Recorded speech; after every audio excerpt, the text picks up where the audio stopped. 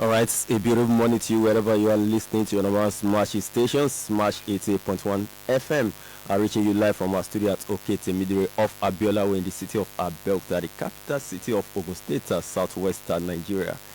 Good morning to you. It's the special edition of our Smash Lens that we are holding or that we are having to commemorate our Democracy Day, June 12th, which has now become our Democracy Day.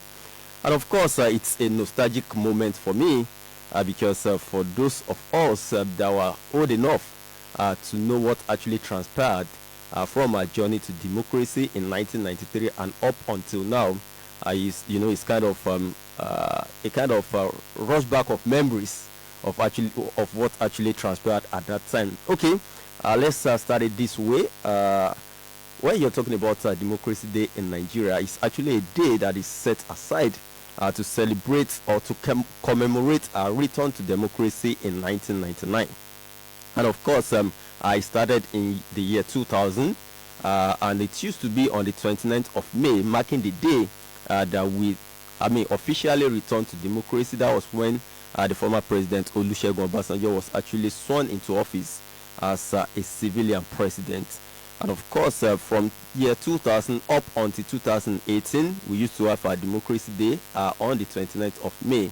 But in the year 2018, it was changed by the then President Muhammadu Buhari, who actually changed it from May 29th to June 12th to actually commemorate that election that up until now is being declared by local and international observers as the freest and fairest election that we've ever had in Nigeria. And of course, for me, if you are old enough to know what actually, if you are old enough to actually know what happened at that time, you will not agree less with that particular position, because even for me too, that is my position in all of the elections that I've witnessed.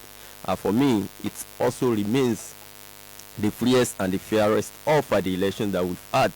Now, what actually happened, for those that may not really know how the journey started, and of course, for those that actually know how the journey started, but they might have forgotten, kind of refreshing our memory, I'll do a quick summary of our journey from 1993. This Democracy Day that we're celebrating today, I'll do a kind of a summary of how it all started, and that, to take it to where we are now.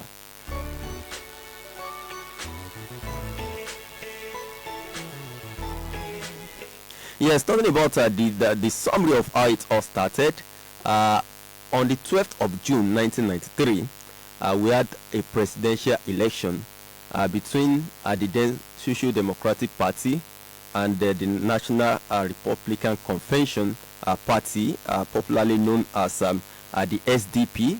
SDP is the Social Democratic Party, and of course, the National Republican Convention is the NRC. The election was held between, those were the two political parties that we had at the time, and the flag bearer for SDP was Moshood Kashimawo Abiola, popularly known as MK Abiola, and his running mate was Babagana Kingibe.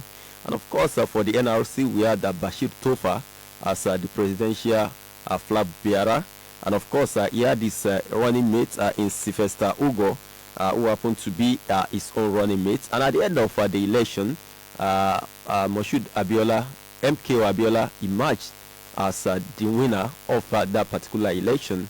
But unfortunately, after the June 12 election in 1993, the election was eventually annulled by the then head of state, General Badamasi Ibrahim Babangida, who actually annulled the election.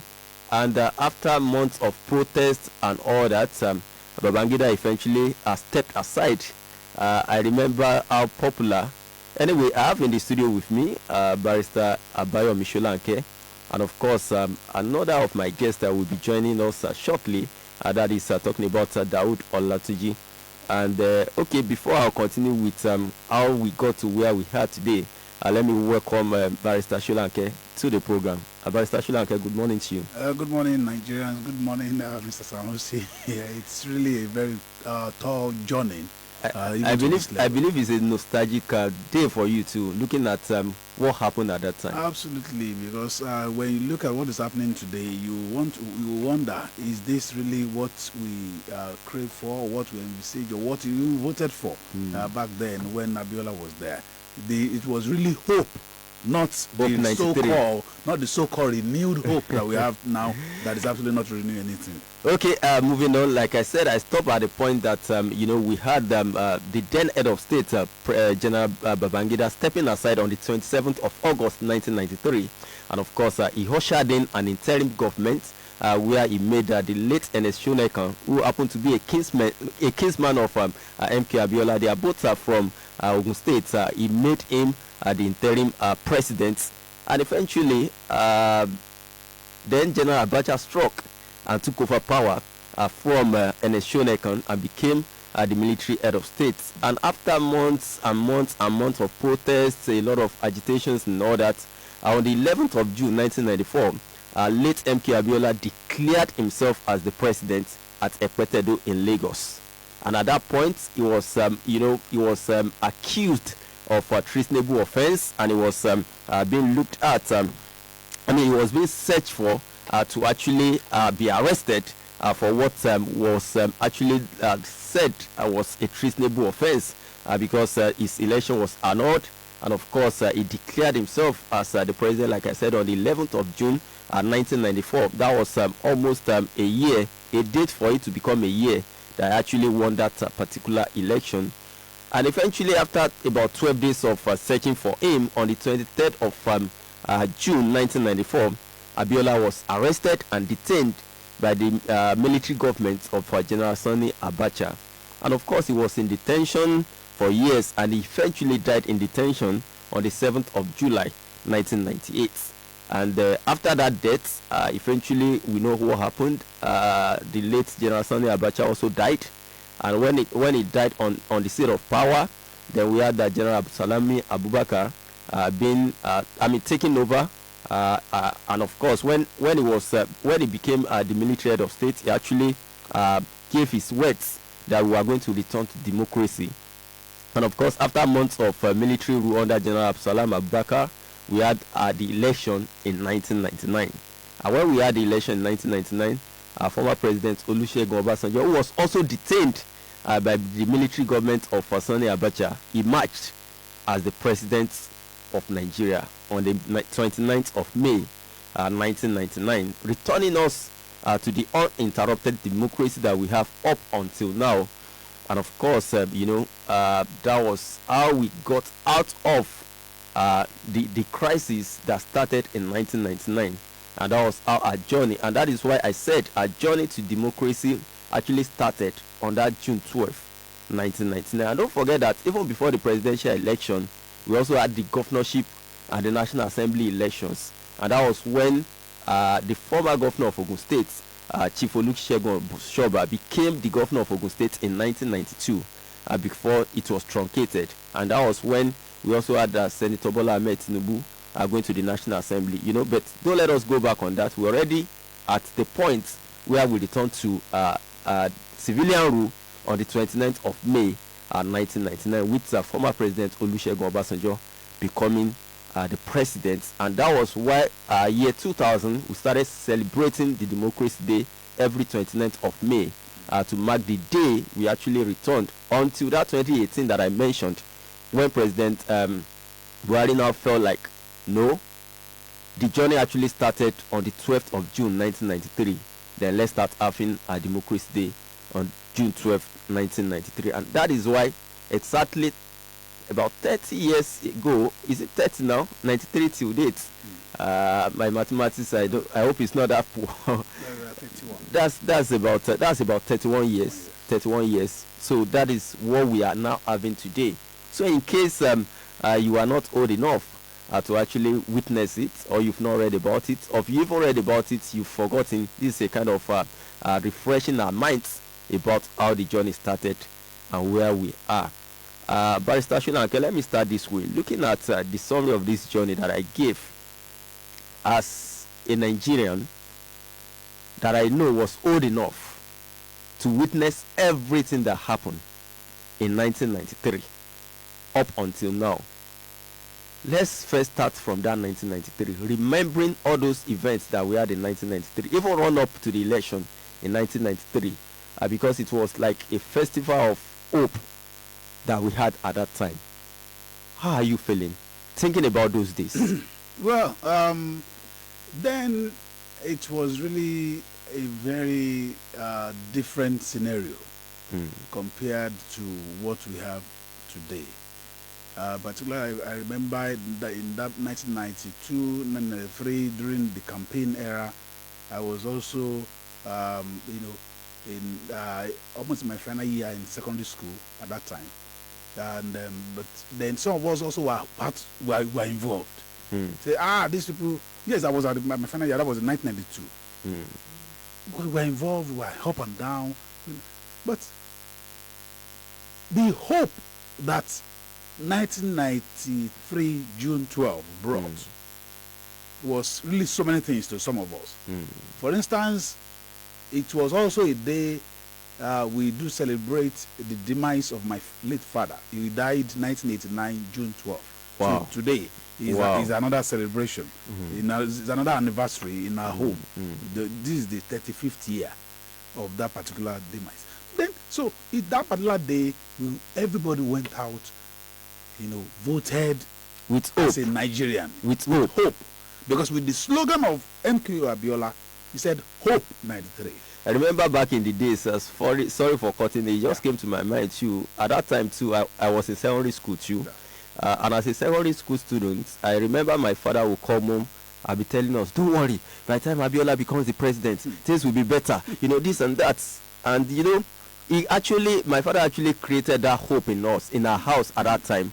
And I can't forget how he was so, that was the conversation all the time in my house. My father would come, don't worry, by the time Abiola becomes, and we were seriously looking forward to the election at that time. So continue. So the truth of the matter is that, that time his campaign was, laced with hope, not just talking. He was putting machineries in motion. Even all his industries, his companies, you can see that, yes, hope is coming. In fact, he was pushing everything he manufactured, putting them out, and even at a very, very low price. That is one of the things that everybody now say, yes, this man definitely wants to do something better. In fact, from everything, every campaign promises and his manifesto, you can see that, yeah, this one is bringing something to the table. And is actually absolutely ready to lay down his life for Nigeria. So, and that is one of the things that is missing this day. You see a situation where political class are now looking at other Nigerians as ordinary persons. Unfortunately, in fact, it even got to the level that even you look at electricity, they now said some people are in band A, band B. Now doing segregation. Talking about some people are not important, some people are more important, even because of electricity. So, unfortunately, what we have now in Nigeria, it is total autocracy. It is total Jeguru. And this thing is absolutely different from what we yearned, what we voted, or what we are looking out for. So we are looking for a better Nigeria. Yes, Tinubu came last year, 2023, talking about renewed hope. Unfortunately, today, this is June 12, 2024. The price of rice in the market in Nigeria today is over 80,000 naira. Today, the price of fuel in Nigeria is about 650, 670, and 800. And you have a situation where we are an oil-producing country. And, he said subsidy is gone. Yes, that is fine. But what measures has he put in place? This is the more than 12 calendar months, over 1 year. He has not been able to match his words with action. So everybody continually suffer in Nigeria today because we have leadership that does not really understand what we want, but only continue to look out for what they want to happen to the masses. And that is a very, very, very terrible thing to happen in Nigeria. Now, let me ask you this. Do you think Abiola is the best president Nigeria never had. That is absolutely the truth of the matter. Because assuming he was there, I want to believe, in fact, many of the guys that are in power today might not be there. Because we will have had a better country, we will have had a better Nigeria, in a situation where we will be seeing ourselves as Nigerians. We will be seeing ourselves as a nationalist, not like a Yoruba. Abiola never talked to people like a Yoruba person. He never speak to anybody like an Egbas. He never speak like a somebody that comes from Bagura. He talks like a Nigerian, and he relates with everybody as a Nigerian, and he thinks about the poor masses, and everything about him. Anyway, like I said, we'll take a listen to what he has to say. Education, I don't even know them. Even the impetus to do what the policy said it should do. Want to be if I could physical education as an integral part of the educational structure of our society, right from respect for me, and we should be doing a clear vision. See, again, the management of the affairs of the country as a poor relation. Quite obviously, we will see a preparation for the Olympics, for more foreign exchange. Not, we shall therefore put in place policies that will broaden the foreign exchange earning capacity of the nation. We will pursue exports and local sources for industry. We shall aggressively pursue the implementation of the LNG project. If the log jam on the gas project has not already been broken, we just follow anybody where.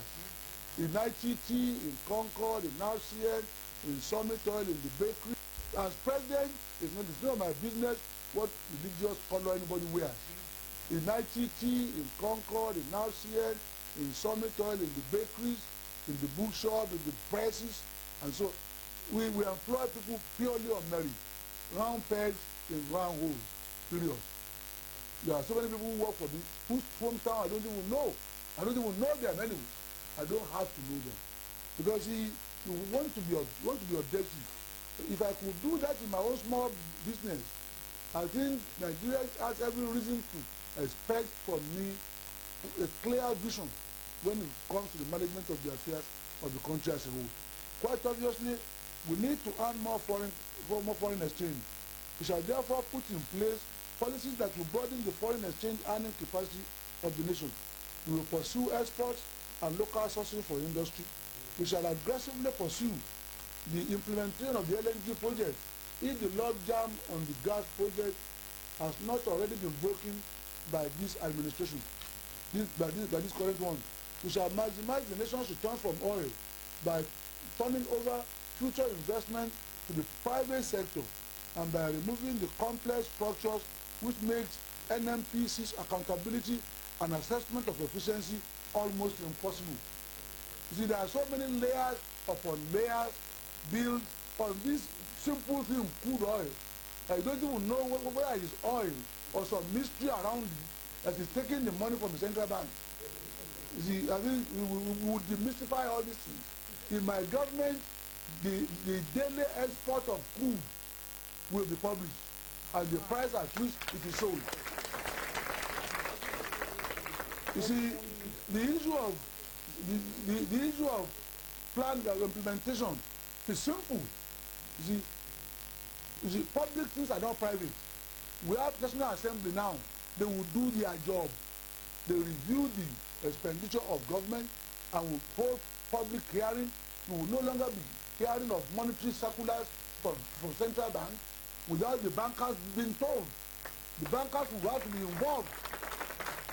You see, like I said, every effort has been made in the past to shake people's head in their absence. It must stop. I mean, it won't be allowed. I mean, the cumulative wisdom of all the bankers would have seen us out of the problem we have in this country today. But some people, they come from IMF or they come from World Bank. What do they know about Nigeria? You see, the most brilliant doctor in Norway might not have seen malaria in his life. So bringing him here and imposing him as a medical director is like sending everybody to the grave. You see, I think all that nonsense will stop. I rely on Nigerians to keep Nigeria running efficiently.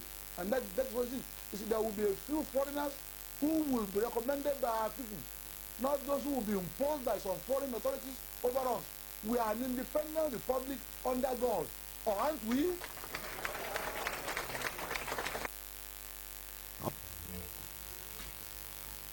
Yes, anyway, that was late MK Abiola speaking there. Barrister Shulanke, you listen to him. What else do you want from a man that actually wants to govern? He spoke about IMF, he spoke about so many things. He also spoke about a best medical doctor in Norway that he might not have seen malaria in his life. You know, there's so many things. He spoke about the NNPC, all the problems that we are still having up until today were spoken by Abiola when he was talking about what his government is going to do. He spoke about the issue of virtually everything that is a problem was actually addressed by Abiola in that particular speech that we listened to. I was listening to him and realizing that all these things that he has mentioned are still part of the challenges that we're having today. I'm almost feeling like shedding tears. It's so sad, Barrister Shulanke. Really sad, because when you look at what he said so far, you know, I had to play that interview because we spoke about, I asked you a question that do you think is the best president Nigeria never had? And you answered in the affirmative, saying that yes, to you, is the best president Nigeria never had. And I played it listening to him. At that time, if we had started that way in 1993, we know how the economy of Nigeria was, even though we were complaining at that time, but it wasn't this bad. It wasn't this bad. 6 years, even 6 years after, I used to say this thing. 1999, when we return to democracy, if I'm coming with public transport from Ibadan, Akpata in Ibadan, to Abeokuta, this same Abeokuta in 1999, if I bought a bus from the garage, it was 50 naira. If I do, you know, all this, I was a student, I was in the higher institution, I was in FUNAB, then UNAB. As a student, if I feel, okay, let me do along the road, it was 40 naira from Akpata to Abeokuta. A public bus, you know how much it takes to travel to Ibadan now. No. You understand? So, in 1993, 6 years before when I was talking about, if this man had been able to come on board, do all these things that he has said, I mean, Barrister Shulanke. Like I said earlier, you know, assuming he was on board, you know, things of that, the quagmire we find ourselves today, we wouldn't have been. Unfortunately, many of the so-called in government today were there clapping, listening to him. There were some of them, even the president today, yes, was who was part there. of NADECO. Yeah, he was part of NADECO. He was that fought for the return, for the restoration of democracy. He was closer even to Abiola while he was alive. So then, what the question is, where are the vision?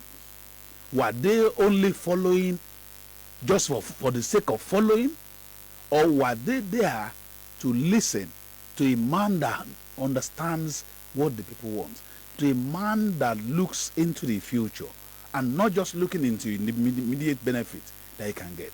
He talks about his industries, that he employed people based on merit. Is that happening today? Even in the public sector, people are no longer employed based on merit. It is either you know this one or you know that person. For instance, you look at the army. Before now, people only go into the NDAs without any issue. But today, if you don't know a general or a colonel or a captain, you cannot enroll in the Nigerian army. And that is very, very bad. So we find ourselves in a situation where people only look into what they are going to get in the immediate. And that is why we are having this problem that we are facing in Nigeria. People are no longer those in government are no longer people-oriented. They are only self-oriented. They are interested in their affairs and in that of their immediate family. And that's why we have ourselves, you know, coming from one problem to the other. He talks about NNPC. Today, yes, the problem of NNPC not, you know, declaring properly the account has been there for a long time. Maybe perhaps because of the military era, you know, when you have the Supreme Council, they have spoken, and that is there. But unfortunately, we are now in democracy. Today, we don't know how much NNPC is earning. He said that, assuming he was the president, he will publish how much Nigeria earns and how much we are spending. But today, everything about government in Nigeria is secrecy. You cannot get even quotation. Look at the coastal road, Lagos-Calabar coastal road. They, instead of, ordinarily things like that should have been published where you have people coming together to bid. But unfortunately, because of the secrecy, they just go about it. Anyway, before you continue, because now I can see that what you are doing, which is very important, which I know those that are listening will appreciate, is that you are looking at that speech by Abiola when he was campaigning to be president, and you are now dissecting some of those promises he made, some of those analysis he did, and you are now linking it to where we are now, which is part of what we are doing with this program, commemorating our Democracy Day, and of course looking at how our journey started and where we are now. But then I actually want you to hold your thought, because I want to remind our listeners that they can also be part of the conversation. The number to call is 09048881881. For you to be part of the conversation, why not just pick up your phone and dial that studio line 09048881881. That is the number for you to call to be part of the program this morning. And you can also join us live on our Facebook page. Just go to Facebook, type Smash 88.1 FM. Then you can get to see us live in the studio. And besides that, most importantly, you can get to drop your comments on our Facebook page so that we can get to read them. So, Barrister Sholanke, continue. You are talking about the issue of publishing, the records. So, today, everything about government today is done in secrecy. They only want... We have our first call. Yeah. Hello? Hello, good morning. Hello? Good morning. Yeah, what's your name and where are you calling from? My name is Maru Salamuto. Oh, welcome to the program. Yeah, good morning. So, very good. I'm listening and following the conversation. Okay. And so far, all that I've been saying is absolutely correct. And it's very, very unfortunate that where we have found ourselves in this country, very, very, very sorry. I listened to the speech of President Abiola, and I've come to the conclusion that honestly, is more than the kind of a mafia thing, international conspiracy. But sometimes myself and somebody we had a discussion, and he told me that what actually kills Abiola is that he knows too much and he talks too much, and that's very correct, because looking at that speech where he mentioned the issue of IMF and World Bank, it's very, very correct. This thing has been there since time immemorial, and it will continue. You have the people coming around to impose one policy, one principle on us, and we are not stopping. We are not taking them out. They started this thing in the era of when they brought in structural adjustment program, and that was the genesis of our currency forex problem. SAP. They call it SAP. SAP, yes. So same goes for when you mentioned about the fact of putting a round peg in a round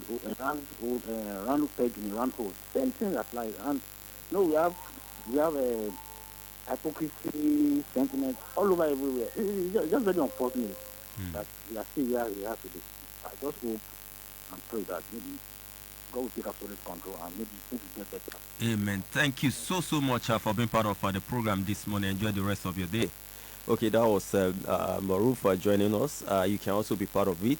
09048881881. That is the number. The number again is 09048881881. Hello? Hello, Mr. Latif. Good morning. Mr. David, good morning. Welcome to the program. Yeah, I'm David calling from Azota, Mr. Latif. Thank you for playing that audio for us. We are happy. Mr. Latif, although when the period you are talking about is like I was 6 months. Okay. I was 6 months. Okay. I'm just a few months old. Okay. So I was not able to witness it. I understand, like we did. Like, okay, so, but one way or the other, you are suffering from what happened that time. Thank you. And don't forget that history has a way of helping us to know what has happened at the past. Exactly. So and I want to appreciate you guys. Mr. Latif, look at how audio you played. You captured everything. everything.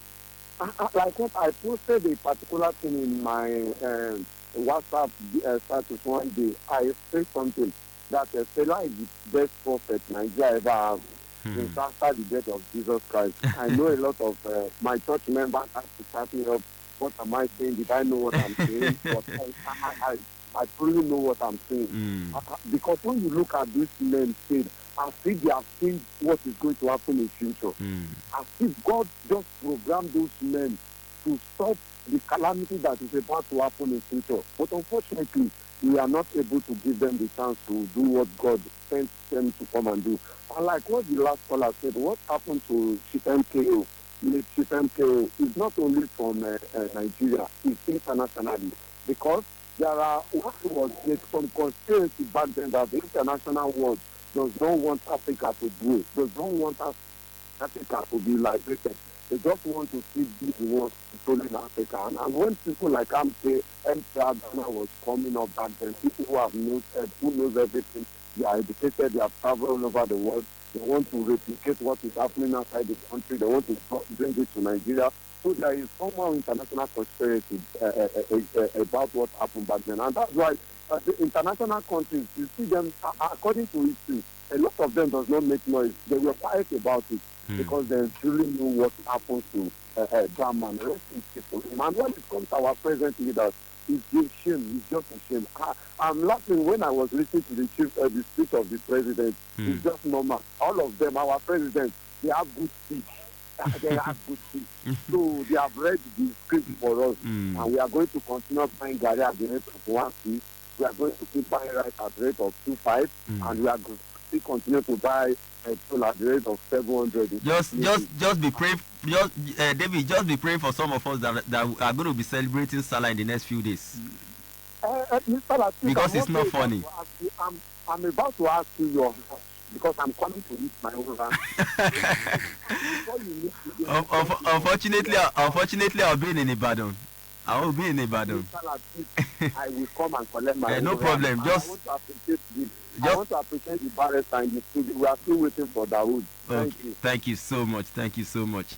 Okay, you can also be part of it. 09048881881. That is the studio line for you to call to be part of the program. Barrister Shulake, we have another call. Hello. Hello. Good morning. Oh, that was a drop call. You can do where to call back. Don't be deterred. It happens sometimes.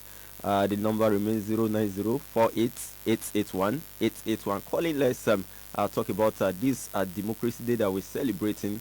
You've listened to where we're coming from. You have listened to the man in the eye of the storm, even though it's late now. What's your own thoughts? Hello, good morning. Good morning. What's your name and where are you calling from? My name is Tajudeen Shumiwa. Oh, welcome to the program.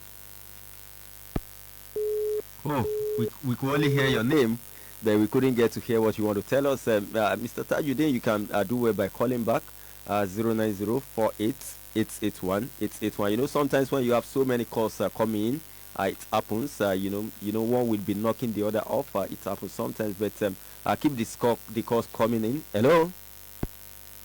Hello. Hello. Good morning. Yeah. What's your name and where are you calling from? Brother, that is my name. I'm calling from Abeokuta. Welcome to the program. Thank you very much. I want to thank you for... Hello? Yeah. Yeah, I only heard I want to thank you. Oh, I said I thank you for all what you have been saying this morning. Thank you so much. Thank you too. Thank you, Abiola. What I want to say is this. I find out something in Nigeria. I get it. Okay. From most of our politicians. I'm sorry to say this because I need to just say it and it's very, very important. Many of the speech that many of our contestants always say, I get it. I found out that the moment they get into those positions, it's always difficult for them to do. Okay. No, I now realize that many of them might have good intention. Okay. But when they get there, they find something different. We started seeing something different from them. So even with my happiness, which is so unfortunate with Chief MK Abiola, which would not make him to get to that position. Mm. I found out that what if by the time he gets there, he too find it difficult to do all these things. Yeah, I understand what you're saying. Do you get what I'm saying? I understand what you're saying, but when you look at sorry to cut him. When you look at the track record of Abiola, then we've seen him with so many complaints. We've seen him touch lives, unlike some of our politicians. Touching lives politically is different from genuinely touching lives. We saw Abiola touch lives, and when you look at what he said, he didn't do long talk. It was precise, concise, and very straightforward to the point. No long grammar. It was so practical, and it was so, you understand. So okay. That's very true. That's correct. Even with what even the tape that you just played for us, that even that time I was so small. You get what I'm saying? I pick a lot of reasonable sense, very practical things that he said he's going to do. I get what I'm saying. But it keep on bothering me enough. Fine. I've not seen many of the politicians these days saying things as fast as what I listen to. Exactly. Because within 3 minutes and few seconds, he was able to pass his message across precise and concise. He didn't need 1 hour or a long speech to actually dissect Nigeria. You understand? Yes. Well, what I will still say is this. I wish if God would have given him the grace to be there, maybe we wouldn't have find ourselves where we are today. That's what I just want to say. Thank you very much. Thank you so much for calling. The studio line is still open. 09048881881. That is the number for you to call to be part of the program. Barrister Shulanke, even though you are picking some of those points, but I think you've actually been able to do justice to some of it. But we don't have much time. Let's also look at what the last caller said. Even though I've responded on my own, based on my own opinion, about the fact that there is a difference between you talking the talk and walking the talk. But like I said, it was within 3 minutes and few seconds. It didn't need long speeches that we witness these days. It didn't need any razzmatazz like we witness these days. It didn't need like 1 or 2 hours to actually talk to us like we do see these days, for him to actually break down those points, concise, precise, and straight to the point. But even at that, we still have to look at that particular point from your own perspective that the caller raised. But before then, let's pick this call. Hello? Hello? Good morning. What's your name and where are you calling from? My name is Peter, calling from Abeokuta. Oh, welcome to the program. What's your take this morning? Oh, sorry.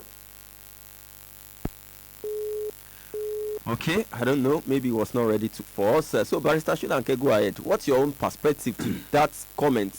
I've given my own to that comment by the last caller. Yes, like I said, Abiola wasn't just speaking for the sake of speaking. At that time, I could remember his bread was brought to nooks and crannies. In fact, he increased the production level of that particular bakery. You don't need to go to the campaign ground to get it. Okay, yes. Let's pick this call. Hello? Hello, good morning. Good morning. What's your name and where are you calling from? Larry calling from Mokola, Abeokuta. How is Mokola this morning?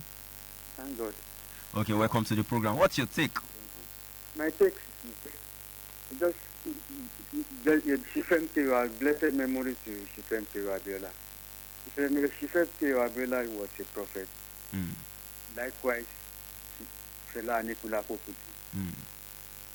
Both of them always talk many things about what happened and still happen in Nigeria up to today. I underline one statement in that Shifem Tewa Abiola speech. Shifem Tewa Abiola said that Nigeria is a republic owned by God, and I believe that that God is still working in Nigeria. Exactly. Collapse. I love that optimism from you, and God will continue to be with us. Amen. So secondly, if you can help us listen to that speech more. You want the speech again? Yes. Maybe. No, not again. If you can continue from where you stop. Okay. Let us hear. You know, there is another segment coming up after my own segment, which is still the Smash Lens. That one will come up by 9 a.m. with Ralph Ennison. So you still get to listen to more of Chief MK Abiola on his program. But I mean, on the other segments when it comes on with another set of guests. All right. Thank you. Thank you so much. Thank you so much. Okay, you were talking about walking the talk, and you said he increased. That was where you stopped, by Yes, he increased the production of his bakery, because at that time, I lived in Oshodi. Okay. And my school then was in Solo. Okay. So he has all these things, and he brought many of his friends. So he wasn't just talking; he was matching words with action. And that's why I said you don't need, like we witness most of these days, you don't need to get to the campaign ground before you get the bread, before you bread. get anything from his factory. So he was doing things to make sure to ameliorate the suffering, even though the suffering was not like this. But exactly. he was making sure to make life more meaningful to people, his immediate environment. I remember he has, some of his children around our school then. We chat, we talk, and those guys, you wouldn't differentiate between Abiola's children and the general public children. He doesn't spoil children, unlike what we have today. That where you have, those in governance want to segregate. Say, no, talking about the sovereign, I remember 86, 87.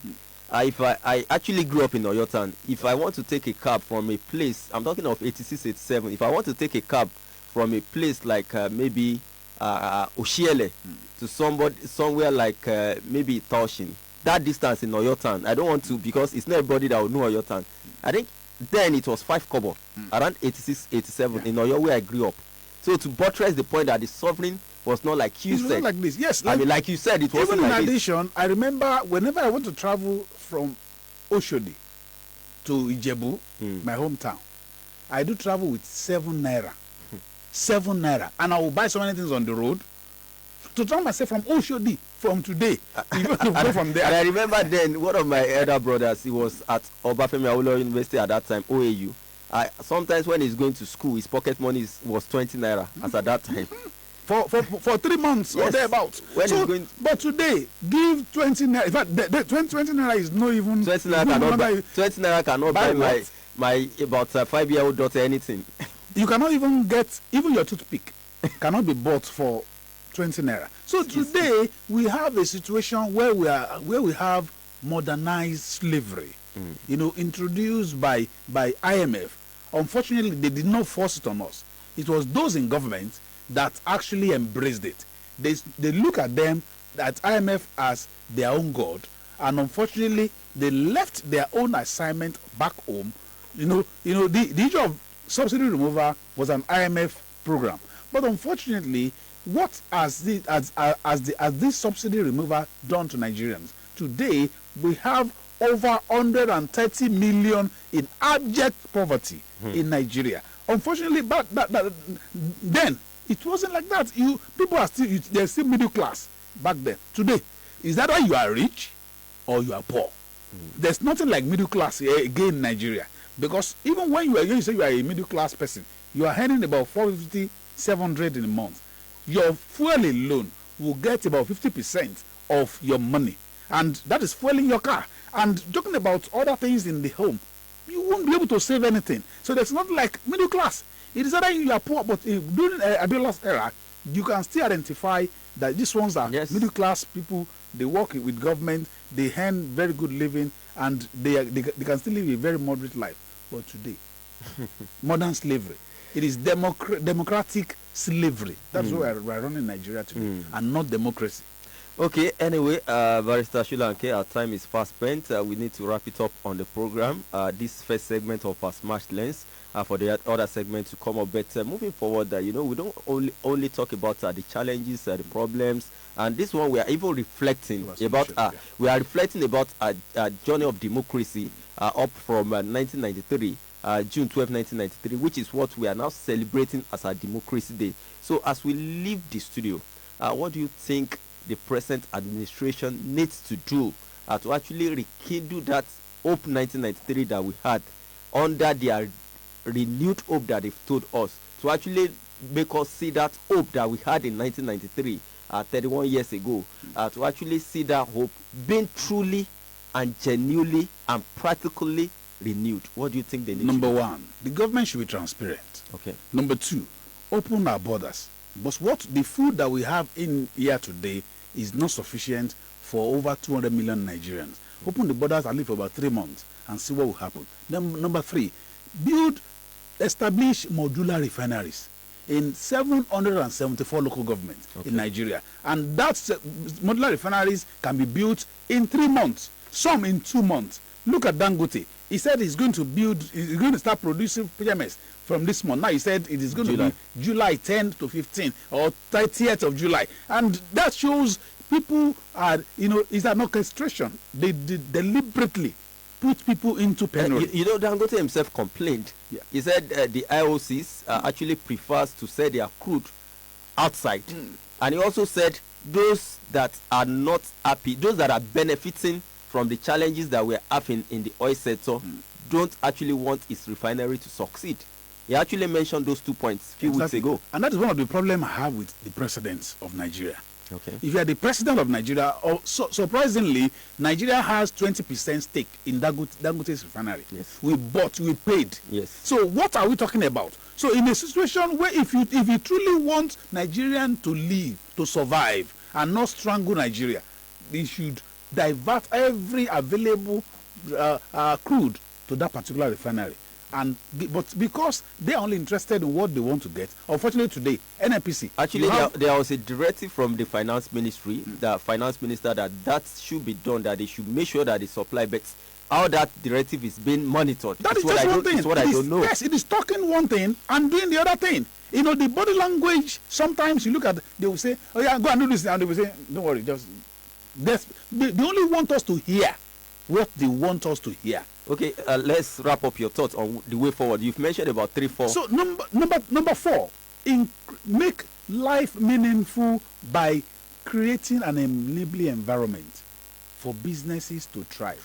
Yeah. Because today, businesses are crashing every minute. And how do you do that? Increase export, encourage export. But today, what we have, the only thing we are exporting and we are not even accounting for is crude. Unfortunately, where are the money? But lastly, they should stop borrowing. Borrowing, when you continue to borrow, you continue to sorrowing. Unfortunately, the money that are borrowed disappears continually.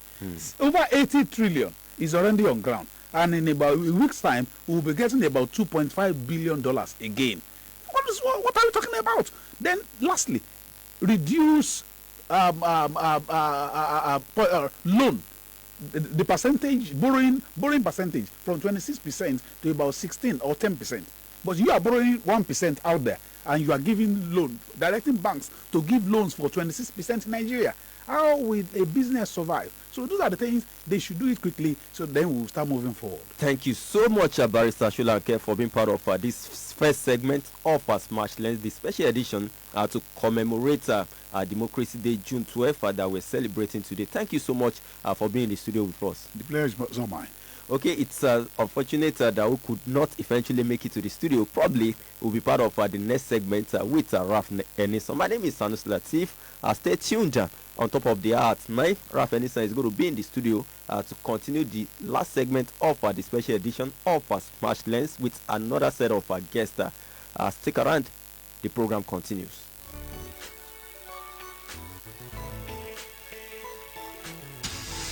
Smash 88.1 FM. Feel it. Feel good. In every part of the country, Wema Bank is there, serving the needs of every Nigerian. From the child whose dreams are as big as the sky, but in need of a head start. Young tech-driven innovators in search of a financial provider to support their novel ideas. The bold and confident boss lady in need of tailored financial services to fulfill her everyday business needs and maximize her potential.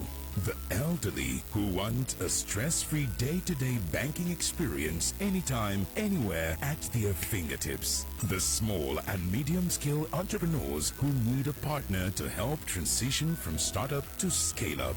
We are the backbone of every endeavor, creating value for all and fulfilling dreams for over 79 years. Wema Bank, the bank that works for everyone and stays with you all the way. The best radio station in the world. 88.1 Smash FM. It's 9 o'clock. Smash 88.1. Corruption to eat nation. Gbogbo ala live in desperation. Torí ẹ̀ mo ṣe ń bring medication. Fún protection against starvation pẹ̀lú corruption. Sorry generation, yeah, I need salvation. Through a strong constitution. In the studio, one of laughing book section. Address of cessation. I need action, kò ṣe prosecution. Fún ìfẹ́ pẹ̀lú àlàáfíà nínú nation. Ẹ̀gbọ́n kan tí mo fẹ́ ṣe lè ṣe body vibration. Nàìjíríà mo ti di tọ́lọ́pàá máa sọ̀rọ̀.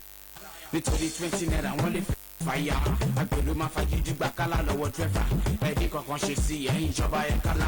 Gbogbo owó tẹ́tí gbé mi làwọn ọmọ yín máa ẹ̀dí bá wọn bá lù ṣe ń pariwo ebi tó bá ní life títàlí kan ní finipi gbogbo yín pátápátá lọ́lọ́run máa ní àwọn ọmọ lọ sí school kò ní sí textbook ẹ̀dẹ̀ promise pé máa fún wa ní free education kí ló jẹ́ bẹ́ẹ̀ owó ńlá máa la fi ń ṣàdùnṣàn ẹ̀dẹ̀ tí kò gbogbo àwọn ọmọ tí yín kò nínú nation àtìgbà tí mo ti kọ́ ni mi ò ní mọ́nì ẹ̀tẹ̀ kí sọ̀rọ̀ dáadáa nípa music industry economically adídé la fi ra bẹ́rẹ̀ sí ta ló sọ pé president ò fi fa nínú tẹ́lẹ̀ ẹ̀ mọ̀jú kẹ́ sọ̀rọ̀ petrol pẹ̀lú football àtìgbà tá dẹ̀ ti gbá wọ́kọ̀ bá gbá ó ga o bóyá gan la tiẹ̀ gbà sọ́ọ̀nù àwọn yẹn náà má máa play ball bí alá graduate mama wáṣẹ gbogbo bá tí a jẹ ayẹsẹgbẹ everywhere for supplement ẹni tó ti ń kọ́lé tẹ́lẹ̀ kò lè ra cement increase payment decrease salary payment ṣé lè mọ̀ pé sí lélẹ̀ àbí ẹ̀mú olúwa ṣàánú àdàkùn máma jẹ́ ká jẹ gbó bàlá tú àwọn ìjọba kó tó di kọ́tà tó mo lè pariwo títí fún yín pé kẹ́ máa pèsè lélẹ̀ àbí pèsè dẹ̀mú olúwa ṣàánú àdàkùn máma jẹ́ ká jẹ gbó bàlá tú àwọn ìjọba kó tó di kọ́tà tó mo lè pariwo títí fún yín pé kẹ́ máa dé. Àwọn èèyàn ṣiṣẹ́ wọ́n ń gbé nínú iṣẹ́ àwọn ẹlòmíì nítorí owó wọn ti gbẹ̀ṣẹ̀ àwọn ẹlòmíì gbowó ta nítorí wọ́n lè jẹ̀ṣẹ̀ nígbà tó yẹ pé àwọn ìjọba gan wọn pèsè iṣẹ́ wà lọ sí yunifásitì wá ṣetán àgbà pálí pẹ̀lú pálí ẹ̀ wà tún máa wáṣẹ́ kákàkiri gbogbo ibi tó bá lọ wá ní kò sí vacancies gbogbo kìíní yẹn ó máa fún ẹ ní headache àwọn ẹlòmíì jalè torí kò síṣẹ́ nígboro economically most of it ní ti dáṣẹ́wó ó ga ò ṣe dáṣẹ́ jẹ́ lórí. Smash 88.1 FM. Feel it. Feel good.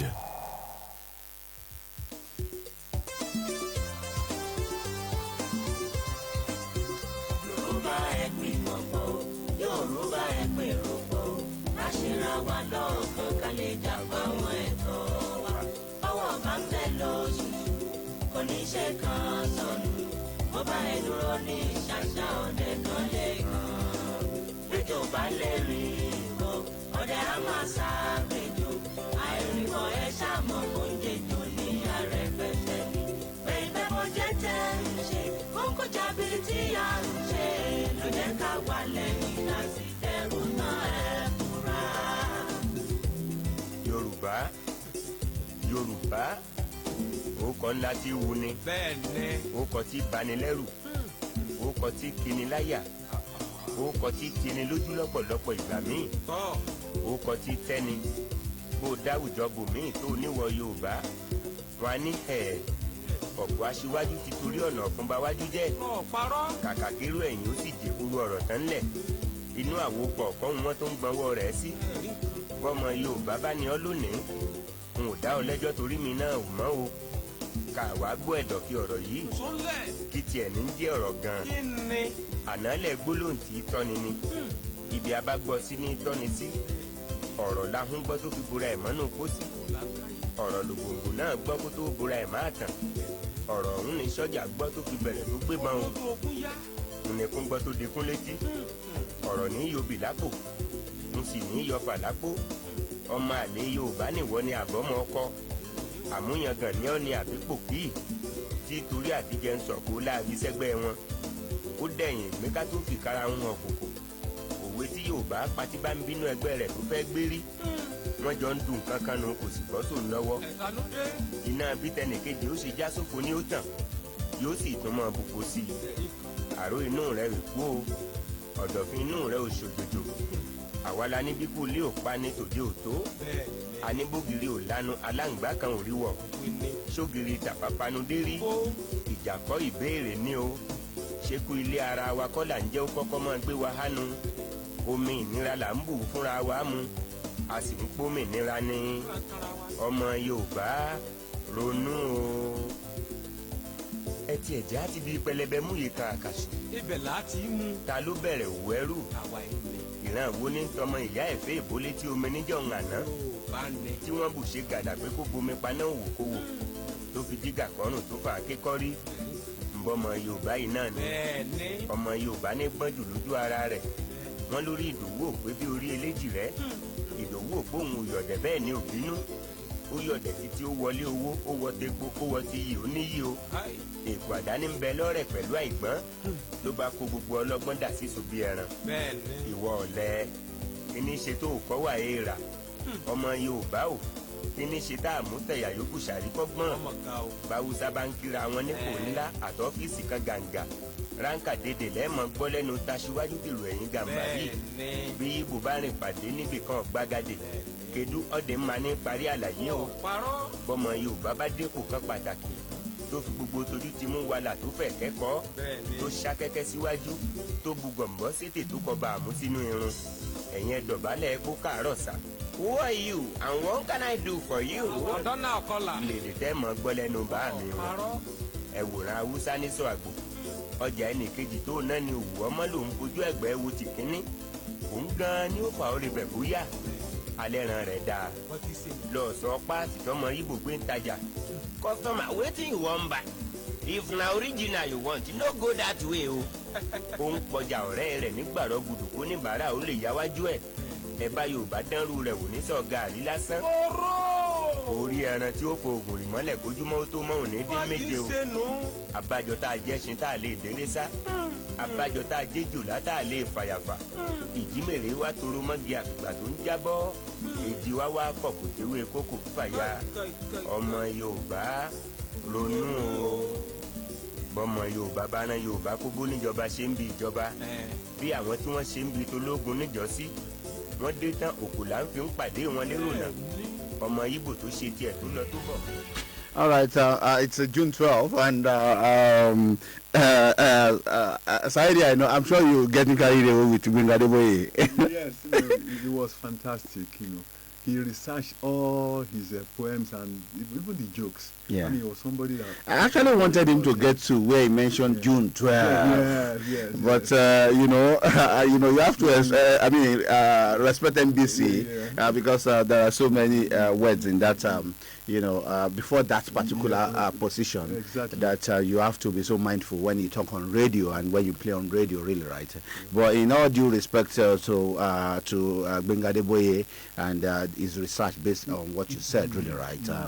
He actually talked more. He actually, to me as a person, Gbenga Adeboye was just that philosopher we never respected. Exactly. We never respected. Grassroots person. Grassroots man who actually is a. I see him as that encyclopedia of knowledge that you can respect. Local knowledge. Yeah, local knowledge. You will discover that in this particular song, he actually exhibited his creativity psychologically, philosophically. And even sociologically, you can say. And even mixing with the people you regard as the ragamuffins. Yeah, he knew their language. He knew their even to the cream de la creme. Exactly. Yeah. And so he knows what they can do. Exactly. He knows the essence in which they can go. He knows everything they did. Exactly.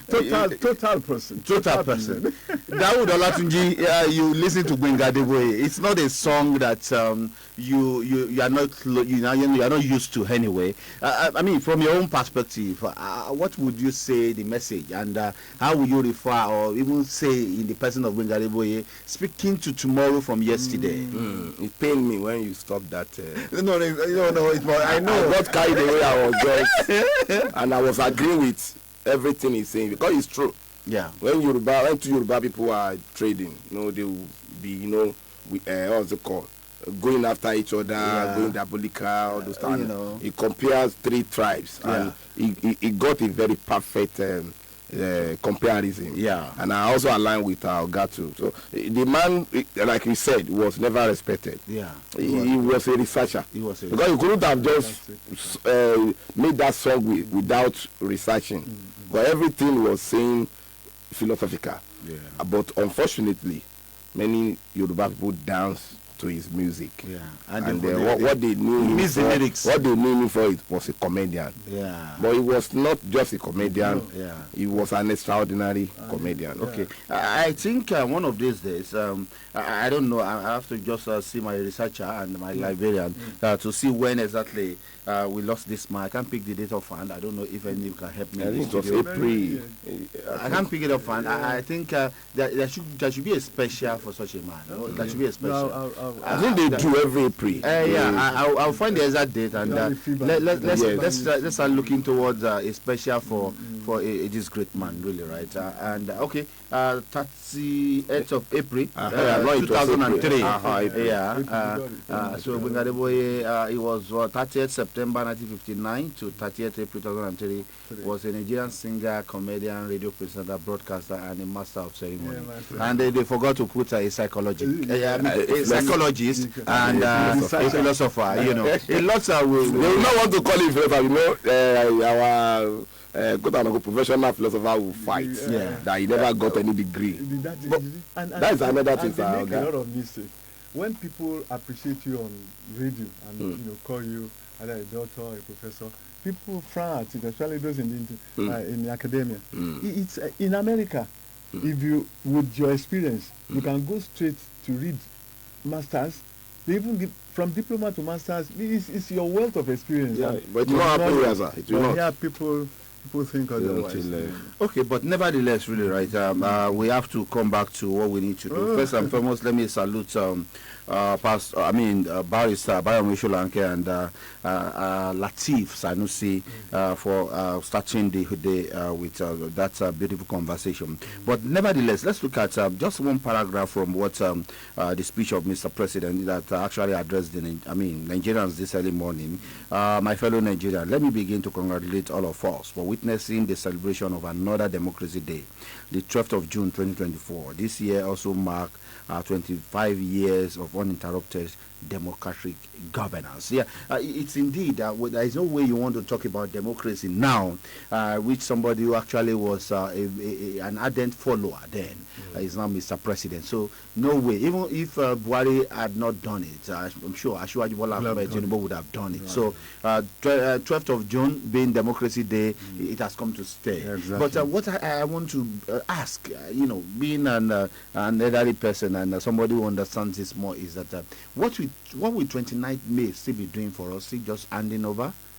And that means that we're having double celebration in 2 weeks. Well, I think ordinarily we should jettison that. Because I think so too. It was a military thing. I'm only military. Democracy Day is June 12th. June 12th. Yes, because it has all the paraphernalia, all the ingredients of real democracy. Okay. Because elections were fought. Okay. There was competition. Yes, annulled, and it brought out the Nadeco people. Yeah. You can recall the number of people that left this country, the church of Nigeria, because of Abacha's high-handedness, because of this June 12th, wanting restoration of it. Yeah. So, in the actual sense of it, it encompasses every aspect of democracy, election, people participation.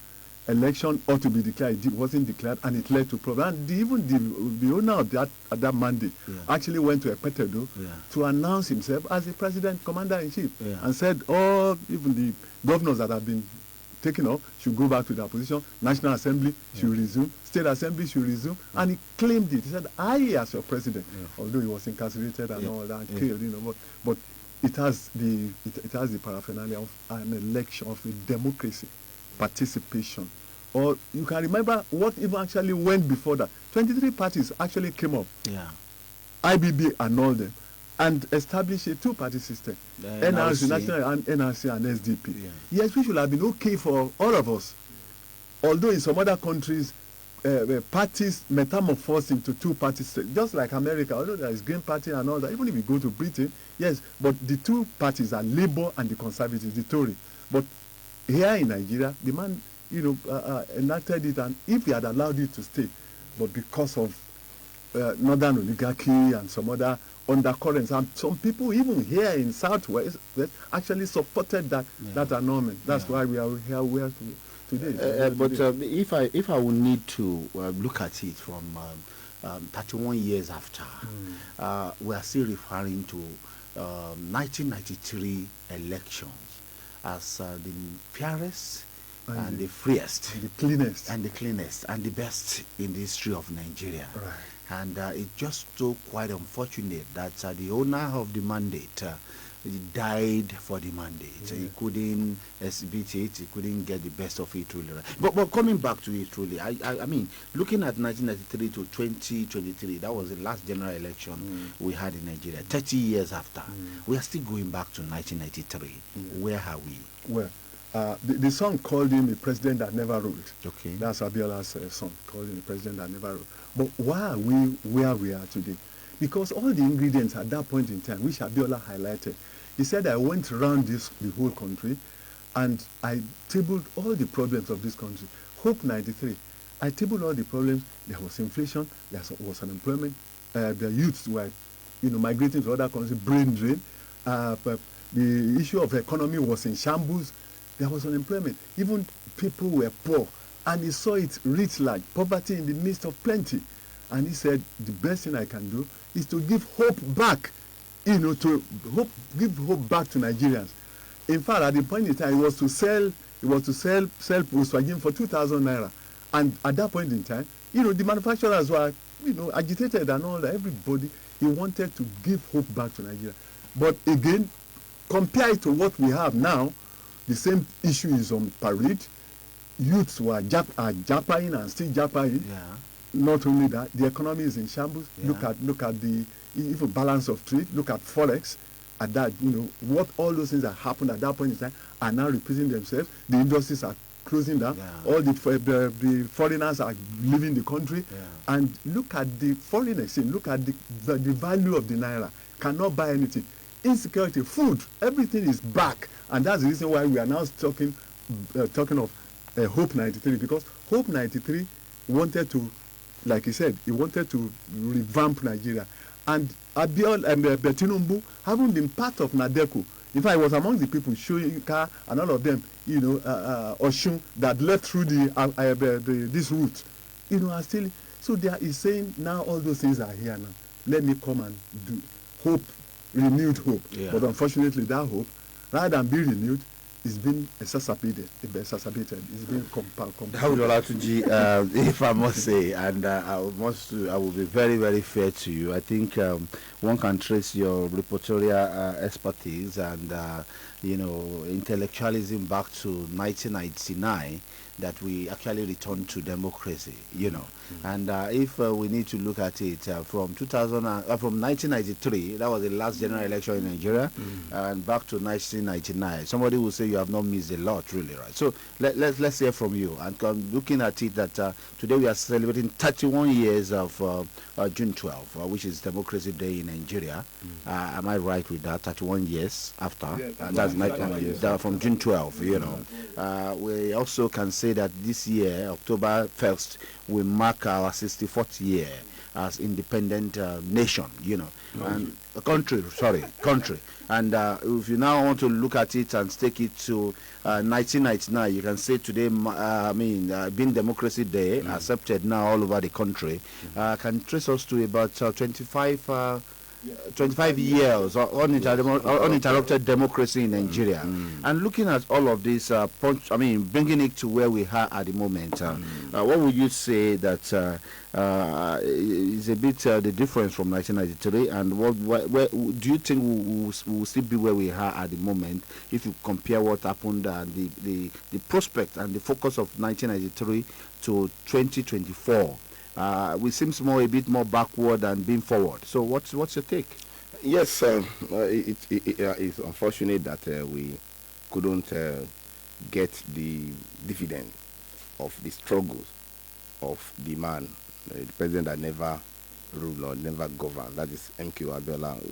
Everybody was anticipated that when he got there, he would be able to fix some things, but he lost his life. And anytime I read this biography and then extend it to his political journey and all those stuff, there's one fundamental question, that this man had a mission to, change the world. Because when you read this biography from when he was born, how he survived, all those stuff, and then he tasted poverty. I read to an extent that he said in his life that the first day he will ever eat egg and yam was when he visited his wife's family, that is Simbi Shuaga, before he became Simbi Abiola. So that he never, so it was so bad, it was so poor that the family could not even afford, even on his salad day. There are many of us that will be waiting for salad day where our meals, will be changed. Maybe we have been hitting a bar. So on salad day, we know we are not going to eat a bar. Coming to your house, but continue. When we now look at it, but it's unfortunate that we are now getting the kind of undeserved leaders. And another opportunity we also lost was that Yaradua. Okay. Yeah, that also had the same thinking. When you compare it to Abiola's thinking, but I don't know why God is doing that. We can't query him. Whenever he wanted to get a kind of a good leader, something will just happen. And when you now look at it, that what made Abiola to be, loved by all, and then what made Yaradua to still, be in the heart of people, is that they were selfless. They were not selfish. And I think the president is trying to rewrite the history by by giving us that impression that he's not the kind of a bad leader. When you now look at what is happening now, you say Nigeria is not lucky. We have not had that leader that we deserve or that we have. A leader that will give priority to the people, that will want to give all to the people, not that they will be enjoying. Because I usually look at the life the president and other leaders are living. They don't pay for anything. And there is no way. I read the Democracy Day speech of, he said he knew our feeling. He cannot know it because he's not feeling it. He's not buying petrol. He's not paying rent. He's not buying food. It does not IB this, or it cannot be IB this anyway. It could be, I think it will be Abuja. So he cannot feel all these things. So we want a leader that will live with us, that feel the pain, that will see that okay, together we are getting the pains. But you can, when you study the speech, you want to marvel, you want to be happy that this man understands us. Look at how he acknowledge the struggles of past heroes. When he mentioned Payo Adibanjo, I felt somehow because I know that they are very wala. Yeah. He's not really happy with the stance of it. But despite that, he still mentioned some personality that we know that they were never in on the same page with him. Yeah. So when you compare his rhetorics, his statement to the action, there are contradictions. Okay. Razak, it's good to have you, and it's what we're discussing is what's is not far from what you know or what you will expect, which is the democracy. I mean, the democracy, the June 12th that is now Democracy Day. And I wouldn't want to take us back to start asking you how you felt or how you are feeling now that that day never came anyway, that Abiola never became the president, But let's look at it, let's take it from what Dawood said, that in the speech of Mr. President, very hopeful speech, you must say, very hopeful one. But it seems more like the speech of Mr. President at every point in time is always negating the reality on ground. And you start asking yourself that, is it that they are not aware that the pain is real? If Mr. President say he is aware of our pains, I could remember he actually had a speech sometimes ago, I think about 3 or 4 or 5 months after the subsidy issue, to identify, and he talked about bringing in some boxes and lots more to his relationship with some people. At the time, it was right activists. Yeah. I'm talking about Baba Adebanjo and some others in Nadeko. Yeah. But today, he has ditched some of them. Yeah. Because he's now wearing a full toga of a politician. Yeah. And you can't blame him for that. Okay. For what he said this morning, he's going political. He did not address issues. Yeah. He only talked about all of us are talking about, the nostalgic pains of June 12. Yeah. And of course, he recognized those that fought with him to ensure that the struggle was successful. Yeah. And Nigerians were expecting him to talk about the present suffering. Yeah. And he did not say anything about economic situation. He would not say anything about that. Okay. Because he would tell you that today is a democracy day, for which he need to celebrate the heroes and heroines of democracy. Yeah. So let's shift any issues to later days. Okay. And that is what he did. So as I said, Tinubu of yesteryears, of activists. Yeah. You see the activism in him that time. Yeah. And of course, a politician wanted to become a governor of Lagos State. Okay. Different from Tinubu of today, who is a full politician and of course a propagandist who just dishing out speeches, rhetorics, and all but that. if you need to look at it truly, right, and you will say that those who actually fought with him with the hope of Nigerians deserve better than whatever any leader had given in this country, both military and the past leaders. The fight from the June 12 days in 1993 was about giving good governance to the people and ensuring that no Nigeria, no matter your capacity, your level, or who you are, you must have a better life. You understand? So, but if you look at that mandate, and even just like Mr. Idiaino said earlier, the focus, the mandate, the approach, and everything they fought for in 1993, they have that privilege to at least make it a bit more better in 2023. But it seems, should we now start saying that things have actually gotten so worse that those who promised better life in 1993 cannot give such in 2023, 2024? Where are we on this? Razak, let me begin with you, and we're going to take it round. Don't forget, as you are seeing Tinubu today, Tinubu is a politician. Yeah. And of course, he came to power based on Nigerian constitution. And Nigerian constitutions actually divorce power between the main 3 organs. The president, as the leader of executive and legislature, as well as judiciary. So there's a limitation to what he can do unilaterally if he must follow constitution. Tinubu was talking as a politician and was talking then as an activist who had not tasted power, who thought power you would just serve a la carte, who thought who had a kind of experience of military, who thought you would just give order. But as of today, even when he said they are going to pay 2004 as minimum wage, what did you hear governor said? They said they cannot do that. Yeah. So what that tells you is in federalism, it cannot take all things unilaterally the way a military man would do. So you must give him that credence that, of course, he cannot take things based on our constitution. Yeah. Because whether you like it or not, I even heard your conversation before when you said, what do you want to do to a celebration of democracy on May 29 and June 12? Yeah.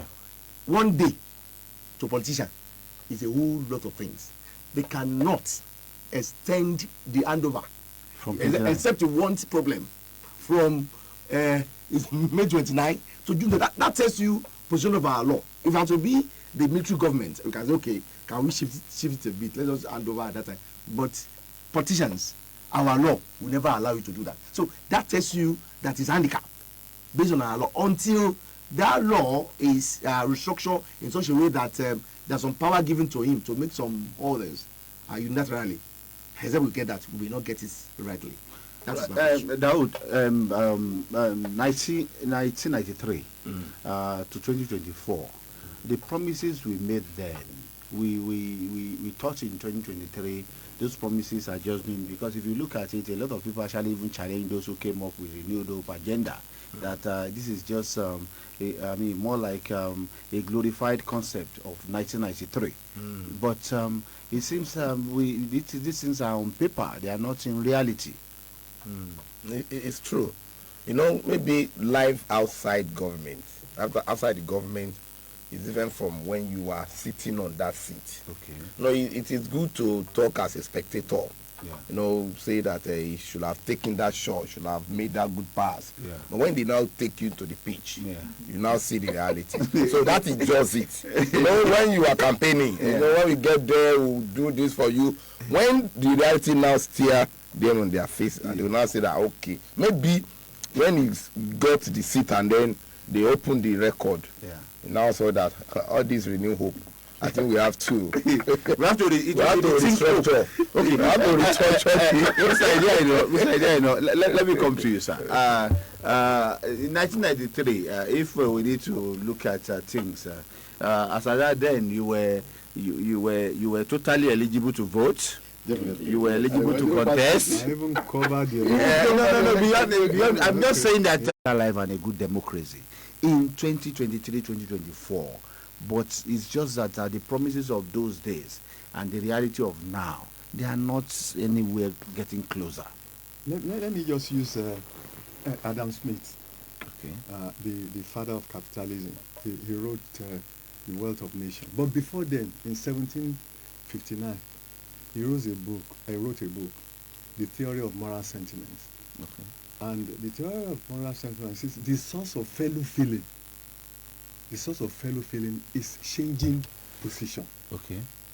For sufferers of penury, poverty, and all that. Okay. What that means is that our politicians, even then, the only good set of politicians we had in this country are the first set. You know, the Tafawa Balewas of this world, the Awolowos of this world, Zik and all the rest of them. Because they changed position. Okay. They appreciated the masses. Okay. They appreciated the situation they were in there. Yeah. But the successors have refused to change place with the sufferers, those in penury, downtrodden, the hoi polloi of this world. And that's the reason why we are where we are today. Okay. They will not change position. They stay there. That's the reason why the cost of governance is rising. That's the reason why you have poverty, 133 million people going into poverty and all that, until they change position. Yes, the hosts were higher, because they had worked in Lagos as governor and they performed in Lagos. Yeah. They have a template. Even told somebody that in 25 years' time, the template they have in Lagos, that vision will still continue if that person follows it. Yeah. But coming into the headship of the countries, what people expecting, I expecting to have vision to say, well, Lagos is smaller to Nigeria, and that this is the way I'm going to go. Yeah. But both Daoud and my brother here have offered good suggestions, in the sense that the situation in politics is different from that of the military. Yeah. And that's the reason why we are, but they are not selfless. They should be selfless. They should change position. They should look at the situation in the country and adapt. The Constitution has said something in that direction. If you look at section 16(2)(d), it says we are a welfare state, and the state must prepare and must provide for the poor, the workers, living wage, those who are challenged, physically challenged, the sick, and the poor, and everybody, so that you provide for them. That's what the Constitution challenges them to do. But they are not doing it because of selfishness. That's where we are here today. That's why Nigeria is not changing, despite the fact that they had all those experiences in 1993, and they're still having it now because they cannot replace, they cannot change. Politicians don't change easily. In fact, if you look at it globally now, you find out that those who are the people who are changing position are the people who are the hope in which we have always been relying on is a bit going far away from us, because things are not just the way they want it to be. 1 year after, we can't just say that this is the direction we are heading to. We can't say, okay, we are emancipating the poor, or rather that we are expanding the cost of the economy, whatever, best of democracy that we can think of. And many people are just bothered that how do we go from here? They are bothered. Many people are bothered. I am bothered, and I'm sure you are bothered, because Tinubu did not really sit down to study the handover notes or to study the situation that he got. I think that was his first mistake. He didn't bother to check, to look at it. Obama in 2009 met recession, and he sat down. He said, I'm going to face the hardest hit Americans first. And he started giving them all kinds of support, support in mortgage, giving them money, even households. He decided to give households who are earning $3,600 a year, tax-free, tax holiday for 4 years. And if he faced the unemployed people, he increased their money 10 times over. Then he faced those selling cars. He gave them money because he wanted unemployment to be abated completely. He wanted to give jobs, to people, and he did. He supported families and all that. That is what I think he ought to have studied, rather than saying petrol is gone forever, subsidy is gone forever, and floating the naira, and so many other, taxes here and there, VAT being increased, and all those things. He shouldn't have done that at all. Obama did not do that, and he came out. In fact, that was why he won the election and won back to back, because he supported America. Mortgage, he even went to banks, did tests for them, and all kinds of support that he could give, factories and all that, so that jobs remain. Here in Nigeria, the man is not doing that. Rather, people, industries are leaving the country. GSK, Evans, Procter and Gamble. Even Guinness is leaving. He's planning to leave. So they have not left. I thought he's leaving. You have announced. You have announced. It looks like you are the one who declared that. So he's not looking at the problems at home and how to solve the problems. That's I think the first mistake, and that's why things have not changed. Okay, all right. Let me come to you, Dawood. Then I'll come back to exactly right. Dawood, if you look at June 12, the promises of June 12, the hope of June 12, the expectations were too high. And a lot of things Abiola actually promised Nigerians better education and lots more. And then you take it back to what we have now. You want to ask yourself that we are not there yet, and we are counting 31 years, and a lot of people actually struggled, but the concept of our leaders back and what we have now, what's your take on this? They have unfortunately they have changed the idea. Yes, when I was asking people like our guy that during that, because I was also there, but I was not that. I was not participating during that 1993. I said, were you giving money? Was there anything called food buying? And I was told that yes, but it was not as open like we're having now. Yeah. Successfully now we are now electing investors. Investors are now becoming our leaders. Investors, basically. Because whenever they want to become either governors or president, they will obtain loans or get support, financial support from their friends. And after they emerge, the first target is to recoup their debt, their money, and to fix all these financiers. So that is the first problem we have. So if we want something like 1993, Abiola was not asking us, it's not many people that like Abiola, not because he gave them money, but he has been doing it before this election. He wants a personality like that will do things without attaching this position to it. When a politician gives you money now, you know that it's just for a reading day. He's giving you, he's preparing you so that he knows he will need you. So we want a person like Abiola, who we know, the wife of the president said that they are rich. Nigeria should not be afraid. They are not going to steal our money. We want a personality like that. The Nigerians who have that trust in him that this man will not steal our fund. And then he will be so close to the masses to the extent that whatever he does, he will be happy with it. And with the masses itself should also help that personality by not putting pressure on him. Give us money before we vote. Until we get rid of that, I don't know how we can get rid of it. Until we can get rid of this tradition, it has become traditional. As a journalist, as low as 1,000 at Central Hall. During this last election, there was no catch. They were writing names and then 1,000. I was there. I was not told. So poverty is so bad that people are ready to collect as low as 1,000 naira to cast their vote. So if we can get rid of that thing, sincerely, whoever is going to emerge as our leader will be the leader. It will not be somebody that has paid us off. What I've come to realize is that many of these leaders have paid us off. We can't go back to them and say, you have not fixed our road. You have not done, because he has paid us. There was a transaction. He has, and money has exchanged hands. If you have a car and you sell it for me, and I haven't completed the process, and I decided to put let's say groundnut oil where the petrol supposed to, and you are seeing me, you have no right to stop me except because you love me. That is what is happening. So our leaders now are investors. Razak, one of the things Abiola wanted to actually do in his quest in 1993 was to bridge the gap between the rich and the poor. Yeah. But it seems the rich are satisfied with the gap between them and the poor. In fact, if it is possible, they want to chase them back more. What's your take on this?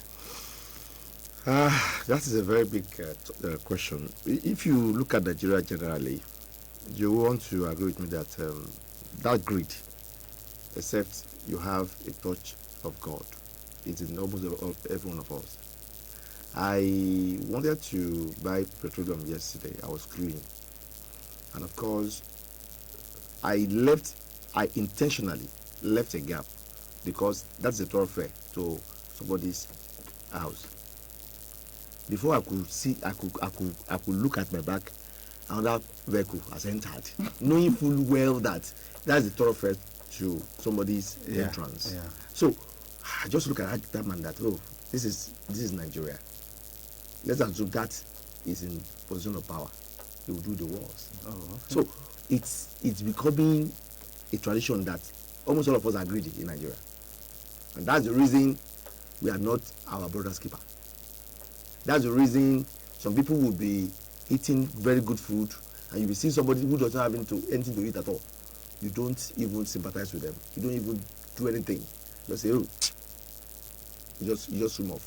So we need to first of all have love for us to tackle that, because whether you like it or not, the gap between the poor and the rich is as wide as the ground to the heaven.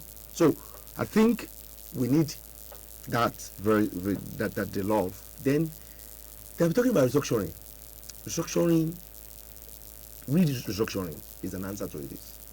Not the one they did Converb, and some people went there to go and get money and they left. That is not. Restructuring starts from institutions in Nigeria. At a point, this organization mooted the idea of merging ICPC, EFCC. If they can do that, it's one of those we're talking about. Oh, that's fine. So we have a lot of duplication of overlapping roles and duties, for which we need to do that. The same thing with what is the take home of those at the corridor of power? What are they getting? What are they getting at the end of the day for serving us? for serving us. What are those that are really working, civil servants, what are they getting at the end of the day?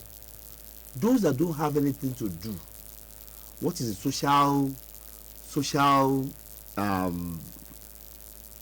things or benefits that they are doing for them? These are what we need to look at, not that transfer that doesn't get that gets nowhere, not the kind of transfer that was done by someone that was sacked in the Ministry of Military Affairs. So we need to look at the issue holistically. Isn't Sakama J transfer or something? Well, not. We don't know all that. Not the one that somebody would do a pack of what do you call it? A pack of rice with one plastic of rice, one guy, and is collecting close to 40 million on monthly basis. So this is not what we want. We want Nigerians that I can call this is my Nigeria. We need to give people sense of belonging. That is what we need to do for us to bridge the gap. It's getting wider on a daily basis. People are suffering. Very large number of Nigerians are suffering on a daily basis. Let's find solution to that, because if we don't do that, we are sitting on the keg of gunpowder. Yeah, Mr. Ediano, let me come to you, sir. Okay, let's have this so that I come to Mr. Ediano now. Okay, let me have it. As president, it's not my business what religious color anybody wears. In ITT, in Concord, in RCN, in Summit Oil, in the bakeries, in the bookshop, in the presses, and so we employ people purely on merit. Round pegs in round holes, period. There are so many people who work for me whose hometown I don't even know. I don't even know them anyway. I don't have to know them, because we want to be objective. If I could do that in my own small business, I think Nigeria has every reason to expect from me a clear vision when it comes to the management of the affairs of the country as a whole. Quite obviously, we need to earn more foreign exchange. We shall therefore put in place policies that will broaden the foreign exchange earning capacity of the nation. We will pursue exports and local sourcing for industry. We shall aggressively pursue the implementation of the LNG project if the logjam on the gas project has not already been broken by this administration, by this current one. We shall maximize the nation's return from oil by turning over future investment to the private sector and by removing the complex structures which makes NMPC's accountability and assessment of efficiency almost impossible.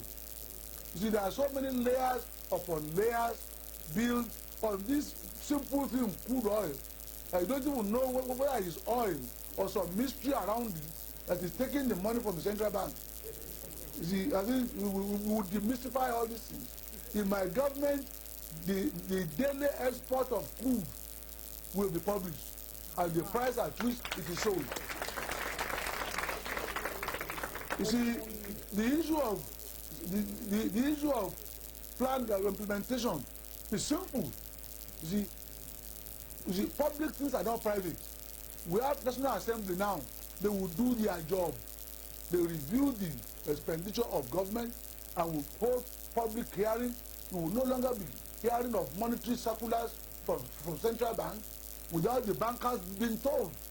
The bankers will have to be involved. You see, like I said, every effort has been made in the past to shake people's head in their absence. It must stop. I mean, it won't be allowed. I mean, the cumulative wisdom of all the bankers would have seen us out of the problem we have in this country today. But some people, they come from IMF or they come from World Bank. What do they know about Nigeria? You see, the most brilliant doctor in Norway might not have seen malaria in his life. So bringing him here and imposing him as a medical director is like sending everybody to the grave. You see, I think all that nonsense will stop. I rely on Nigeria. Mr. Eddie, I know part of the promises of the president Nigeria ever had, really. And if you listen to all of these things, you understand that governance is not a rocket science, and it's not. It is not a rocket science. It is just that genuity and commitment, really, right? Dawood said earlier about genuity, somebody who actually wants to perform well for his people. Look at what he said about NNPC, a daily report of exploitation and lots more, really, right? We don't have all of these things. Part of the problems why embezzlement, corruption is so high in as much billions as we can think of. So investment into politics, let's look at it and understand your perspective. Well, now that address, that speech or press conference, like locus classicus in his own, because he has addressed virtually everything. But in addressing them, he has stepped on toes. And that's the reason why IBB even said it, that that election was annulled because of some northern interests and interests of people in the military. And they are still there. We talk of cabal these days. They made the PMB to hold us by the jugular because they are there. His cousins and all that. It's not. You cannot see them. I mean, it's an but sir, let's rush this. Let's rush this to say that you mean that those who are actually against the development of Nigeria, they are there, and those who are fighting to give us that better life we want, they know. They know. So why can't they strike? They cannot strike because of the number. For instance, Chief Obafemi Awolowo too, why didn't they allow him to rule? Because he said, part of this, he said the military is going to probe the military. He was going to probe the military.